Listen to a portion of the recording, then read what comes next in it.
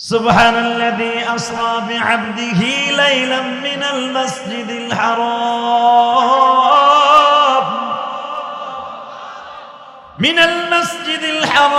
إلى المسجد الأقصى الذي باركنا حوله لنريه من آياتنا إنه هو السميع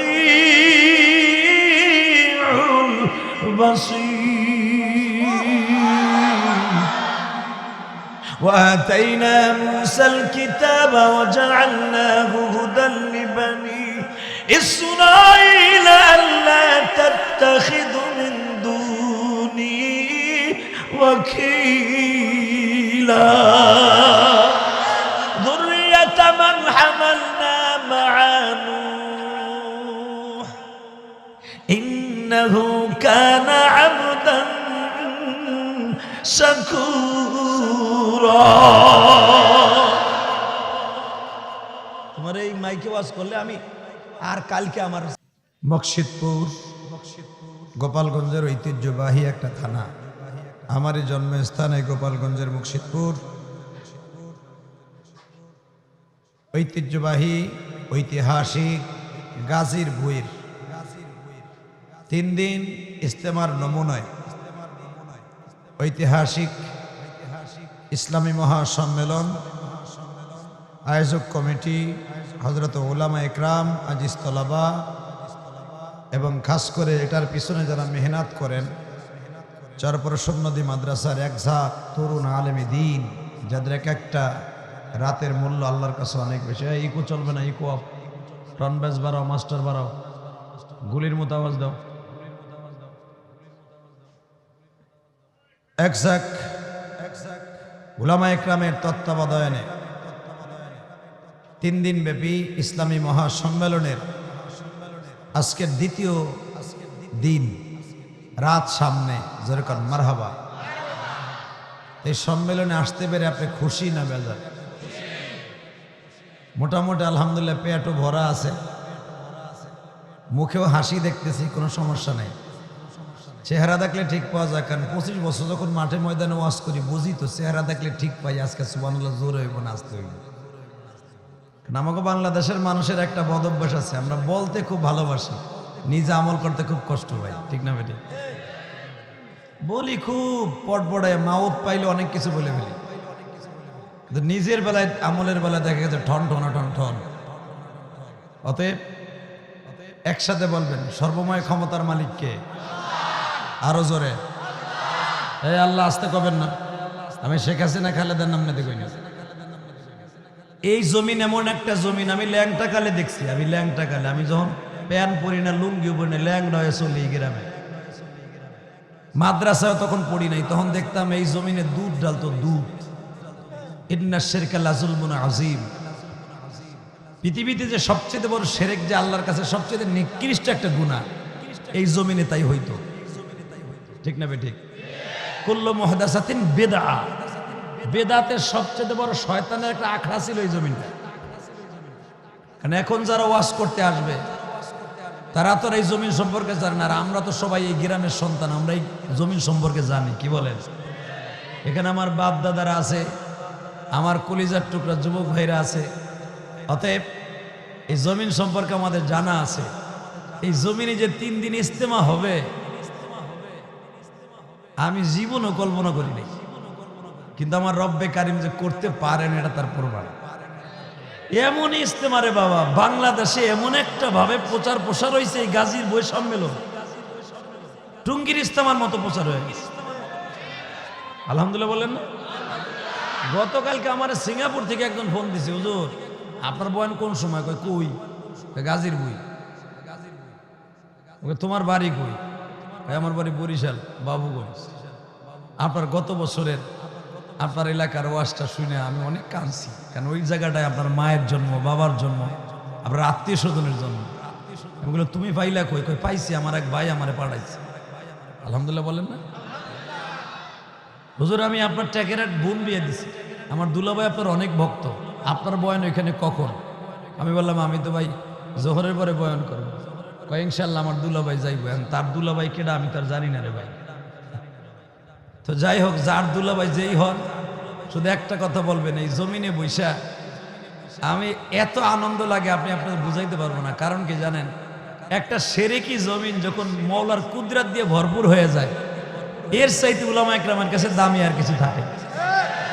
এই যে মাওলানা লেকার সাহেব, ওমর ফারুক সাহেব, এরপরে চরবসন্নি মাদ্রাসার বড় একজন মুহাদ্দিস, অনেক বড় একজন মুহাদ্দিস, দীর্ঘদিন ধরে এটার পিছনে মেহনত করে করে তাদের বাগানও লাগানো বাগান তাদের। আমি যদি এলাকার ছেলে, আমি সময় দিতে পারি না, কিন্তু এর পিছনে তারা সময় লাগায়া আমার এই বেদাতি জমিনটাকে আল্লাহর কুদরতি জমিন বানায় দিয়েছে, রহমতের একটা জমিন বানায় দিয়েছে। হুজুর এখন আল্লাহু আকবার। তাহলে এখন বলেন তো, এই জমিনটা এখন কিসের জমিন? জান্নাতের টুকরা, তাই না? আর জান্নাতি মানুষ তারাই যারা জান্নাতের বাগানে বসে। আলহামদুলিল্লাহ বলেন তো। এই বাগানে বসে যতবার সুবহানাল্লাহ বলবেন ততবার মাওলাই কারীম খুশি হয়ে যাবে। কারণ বাংলাদেশে অনেক মাহফিলের স্থান আছে, কিন্তু এইটার মতো বেদাতের আখড়া কমই আছে। আপনারা জানেন এই জমির ভিতরে মনকে মন দুধ ডালা হইতো, দুধ দুধ যেই দুধ দিয়ে আল্লাহ জান্নাতের হাউজে কাউসার বানাবে, হেডে ডালতো জমিনে। আর এখানে বলে গাজী কুলাইয়া রাত্রে জিব্বা দিয়ে চেটে চেটে খাইতে।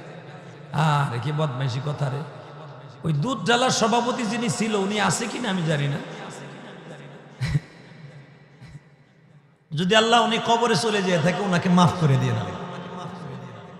আমি নাচতে গেলে বেড়ারে মাফ করে না, উনি তো আমারই গ্রামের ছেলে, তাই না? আল্লাহু আকবার, আল্লাহু আকবার। আবু জেহেল আমার নবীরে মারতো, পিডাইতো, বকতো, এমনকি বলতো তুই আগে যদি জানতাম তুই আমাগুলো এরকম ফাইটিং করবি, তোর গলা চিপ্পা মেরে লেত, কারণ তোর বাপ ছিল না প্রতিবাদ করার মতো, তোর মেরে ফেলবে। আবু লাহাব আমার নবীরে কত থাপ্পড় দিছে, চাদর দিয়া ধরে টান দিয়া নবীরে মাটিতে শোয়াই দিছে। শুধু তাই না, আমার নবীর একদিন গলার মধ্যে চামড়ার বেল লাগাইয়া গলায় ফাঁস দিয়ে মাইরে বলে দিতেছে। কিন্তু আমার নবীরে মারার মতো পৃথিবীতে কোনো চিজ জন্ম নেয় নাই, ঠিক না বেটি? কারণ আমার নবী তো জাকারিয়া নবীর মতো না, আমার নবী তো ইয়াহিয়া নবীর মতো না, আমার নবী তো ঈসা নবীর মতো না, আমার নবী তো মূসা নবীর মতো না, আমার নবী তো ইলিয়াস নবীর মতো না। আমার নবী এমন একজন নবী যাকে দুনিয়ায় পাঠাইবার আগেই বাইতুল মামুনের সাথে আমার আল্লাহ কোরআনে লেখে রেখে দিয়েছে, ফেরেশতাদের দিয়ে আগে তেলাওয়াত করাইছে। কুল ইন্নী রাসূলুল্লাহি ইলাইকুম জামিআ। কুল আমরের সিগা, নবী আপনি বলেন ওয়া আতাইনা মূসাল কিতাবা ওয়া জাআলনাহু হুদাল লিবানি ইসরাঈল। আমি মূসারে বানাইছি বনি ইসরাইলের নবী করে, তার ভাই হারুনকে বনি ইসরাইলের নবী করে পাঠাইছি। বনি ইসরাইল অন্তত ৩৫,০০০-এর উপরে নবী আমি পাঠাইছি। সুবহানাল্লাহ, বাইতে যায় কই নেন ৩ দিন করে তো লস। এখানে কবেন কেন? এখানে কইলে যে ৭০ গুণ সওয়াব বেড়ে কবেন। আর জানেন এমন একটা মাসে আপনি বসছেন যেই মাসটা উদিত হওয়ার সাথে সাথে আমার নবী একটা দোয়া পড়তেন, ওই দোয়াটা আমি পড়াই, পড়েন। আল্লাহুম্মা বারিক লানা ফি রজব ওয়া শাবান আবাল্লিগনা রমাদান। পড়ছেন সবাই? না সবাই পড়েন না, আমি জানি। পড়লে আর একটু মিষ্টি লাগতো আমার কাছে। আবার পড়ি, আল্লাহুম্মা বারিক লানা ফি রজব ওয়া শাবান আবাল্লিগনা রমাদান। ওই একজন আগ করে যায়, সবাই পড়তেছে, আমার বাপে পড়তেছে, আমি করে লাভ কি? আমি তাই মনে রাখবেন, কোরআন হাদিসের কথা যখন বক্তার সাথে পড়বেন আপনারও লাভ আমারও লাভ। আর এই দোয়াটা আমার নবী পড়ছে ৫ ওয়াক্ত নামাজে, আপনি পড়বেন না কে চান্দু চাচা? আমি আবার পড়তেছি, আপনারা আমার গ্রামের মানুষ। অন্য যায় এখন তো রাতের প্রোগ্রাম আমার চাঁদপুর ফরিদগঞ্জ, ওইখানে যে এইভাবে ওয়াজ করবো, আমি তো আর আমার গ্রামে এইভাবে পারবো না ভাড়ায়া। আমি যখনই আপনার সামনে করা কত কইতে চিনি, বাহ কত রং দেখায় মাইকাতে ভাইয়া। কিন্তু মনে রাখবেন, বক্তারা যখন মাই খাতে পায় অনেক কিছু করি, আমি আমার নিজের আমল করতে পারি না, আমি আবার আর এক বেড়া রেখি কম। অতএব শুধু এতটুকু বুঝি, আপনাকে রহমা, আপনাকে দোয়া ছাড়া আর আল্লাহর মেহরবানি ছাড়া আমরা মাপ পাবো না। আলহামদুলিল্লাহ বলেন তো, আল্লাহু আকবার জোরে কর। বসেন বসেন বসেন, এই যে বসেন, যেই প্যান্ট পরছেন আমি জানি ওই পড়ে বইতে পারবেন না, আপনি বহেন, কষ্ট করে এলো বহেন, কারণ আপনি আমার এলাকার সন্তান, আপনি আমার ভাই। আমি জান্নাতে গেলে আমি আপনার লয়ে যাবো, আর আপনি গেলে আমার ধাক্কায় লয়ে যাবে, এই আশাই আসি। তা না হলে কালকে মাহফিল শেষ করছি একটায়, সেই টাঙ্গাইল মধুপুর, সেখান থেকে কুয়াশার মধ্যে, ওরে কুয়াশা রে, এই বছর আল্লাহ যেই পরিমাণ কুয়াশা দিতাছে, আল্লাহর কিছু করে থাক, কথা বলেন, সময় কম। কুয়াশার মধ্যে কুয়াশা ধাক্কায় ধাক্কায় আসতে আসতে ফজরের একটু আগে বাসায় গেছি ঢাকায়, কেরানীগঞ্জ আমার বাড়িতে আয়া ফজর নামাজটা পড়ে আবার সকাল 8:30 9টা বেরিয়েছি বাসায়। এই কুয়াশার ভিতরে পদ্মা সেতু পার হইয়া বাড়িতে আইছি, কারণ আবার বাড়িতে আবার ঘুষকান দিয়ে আমার মসজিদের কাম ধরছি, কাম বন্ধ হয়ে গেছে, কি করবো, টাকা পয়সা দেওয়ান লাগে না, আবার ওখানে 1 লাখ টাকা দিয়ে আসলাম, কাম চালু করে। আলহামদুলিল্লাহ বলে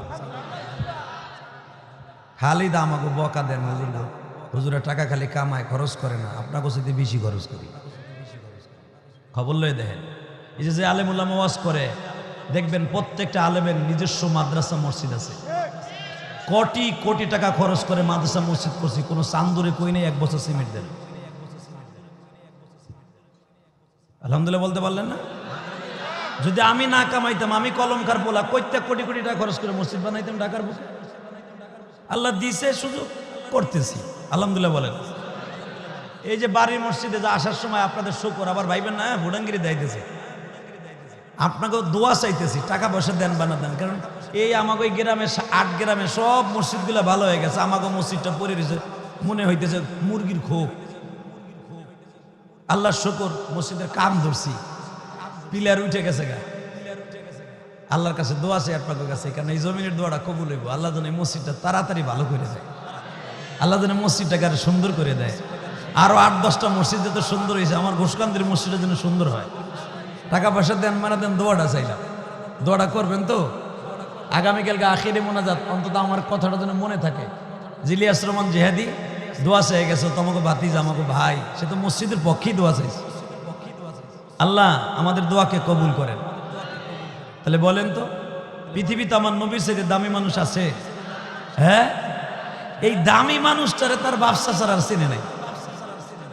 যদি চিনতো তাহলে নবীরে কিনতো, ঠিক না বেঠিক?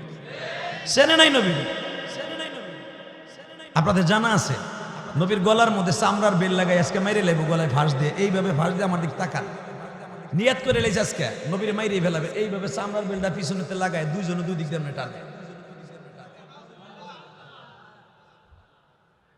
যারা নাউজুবিল্লাহ নবীর এই কথাটা শুনে বলছেন না, নবীর সাথে দেখা হইল, দুনিয়ায় বই দেখা হইল। আলহামদুলিল্লাহ বলেন না? এই দুনিয়ায় দেখা হইব নবীর সাথে। যারা আমার নবীর দুনিয়ায় দেখতে চায়, ওই মানুষটা যেন বেশি বেশি নবীর গুণগান গায়।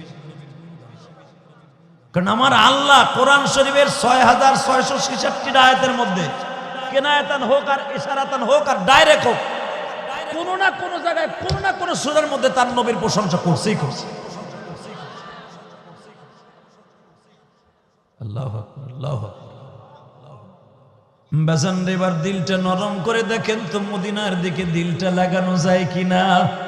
ইমাম থানভী রাহমাতুল্লাহ বলেন, যদি কারো দিল নবীর দিলের সাথে, রওজার সাথে লাগিয়ে যায়, স্বপ্নের ভিতরে বালিশের পাশে তার নবীরে দেখতে পায়। এই পৃথিবীতে যত ওলি হয়েছে দেখবেন ইলমে লাদুনির দ্বারা, তার ভিতরে জুনায়েদ বাগদাদি একজন। আলহামদুলিল্লাহ বলেন না? হাজিন্দাতুল্লাহ মুহাজির মাক্কি, এই যে শোনেন, একজন মাত্র বুজুর্গের নাম, যারা মিলাদের মধ্যে খাড়ায়, ইয়া নবী কই, এই যে দাঁড়ায় যায় না, এক গ্রুপ আছে না, হুইয়া বইয়া কাইতইয়া সিতইয়া কি মিলাদ পড়ে, আছে না নাই? এই গাজীর বইতে দুধ দেওয়ার মতো আর একটা সিস্টেম আছে, অনেক গুরু। তো হাজিন্দাতুল্লাহ মুহাজির মাক্কি আল্লাহর কুতুব, উনি মিলাদে দাঁড়াইতেন। তোনাকে একদিন জিজ্ঞেস করছেন, ওনার এক খাস মুরিদ, হুজুর আপনি মিলাদে দাঁড়ান কেন? আল্লাহর কুতুব বলতেন, আমি দাঁড়াই এই জন্য, আল্লামা শামসুল হক ফরিদপুরি তার কিতাবে লাগছে, বানানো কথা আমি কই না, আমি গজনের তিল এহি নাই। আল্লাহর কুতুব শামসুল হক ফরিদপুরি রহমতুল্লাহ লিখছেন, হাজী ইমদাদুল্লাহ মুহাজিরে মক্কি কেন মিলাদে দাঁড়াইতেন? উনি রসুলকে দেখতেন, উনি রসুলকে দেখতেন, রসুলকে দেখা প্রেমের টানে খাড়ায় যেতেন। আরে এখন যে বন্ডগুলা দাঁড়ায় নবীরে দেখা তো দূরের কথা, শয়তান রে ওরা দেয়।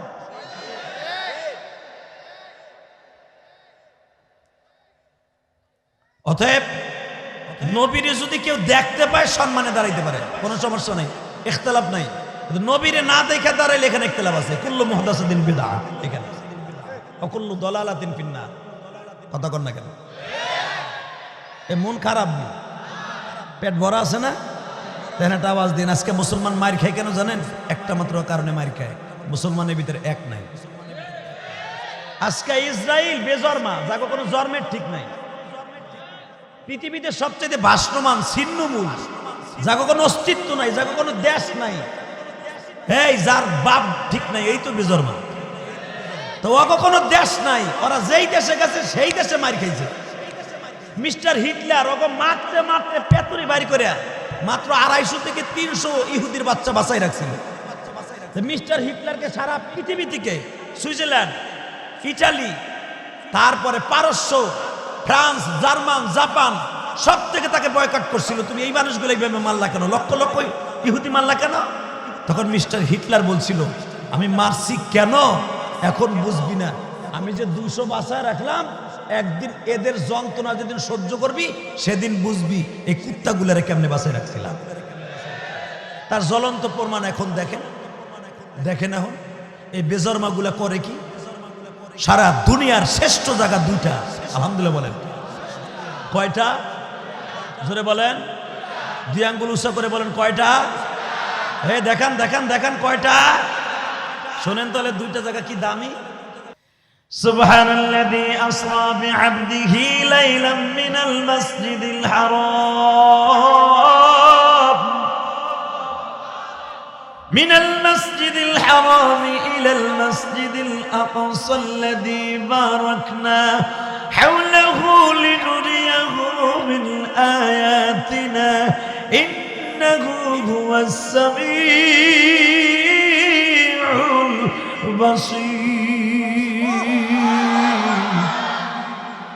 وآتينا موسى الكتاب وجعلناه هدى لبني إسرائيل ألا تتخذوا من دوني وكيلا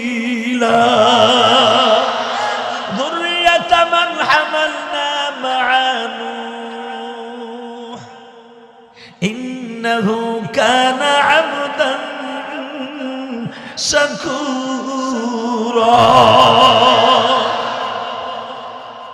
তোমার এই মাইকে ওয়াজ করলে আমি আর কালকে আমার চাষ থাকবো না, চায় না, আমি বুঝতে পারছি। এর লাগে আমি আর টানই দিব না। আরে এখন তো মাশাআল্লাহ কত বদনাম আমাকে বাইরেছে, সুর দিয়ে ওয়াজ করে, হান করে, তান করে। তোমার আল্লাহ সুর দেয় না, তুমি সুরের বিরুদ্ধে কথা বল, কথা কর না কে? তোমার গলা তো দাপড়া, সুর আমার দেশ আল্লাহ আমি দেব না, কথা কর না কে? এক এক চান্দু মাইক পাইলে কি যে কয় নিজেই ঠিক পায়। দাউদ আলাইহিস সালামের সুর শুই না পানির মাছ শুদ্ধ উঠে আসতো, কথা বলে না কেন? এটা আমার বাপের কথা নেই, কলমকার কথা, ডাইরেক্ট কোরআনের কথা। বেটা ইউসাব্বিহনা বিল আশি ওয়াল ইসরাক, দাউদ আলাইহিস সালাম যখন জাবুর কিতাব তেলাওয়াত করতেন, ইশরাকের রক্তে পানির মাছ উঠে আসতো। তোমার গলা তল্লাবাস, তোমার ডানে তুমি থাকো, আল্লাহ তোমার শকর দিয়েছে, যেমনি কথা বলার যোগ্যতা দিয়েছে ওইভাবেই থাকো তুমি।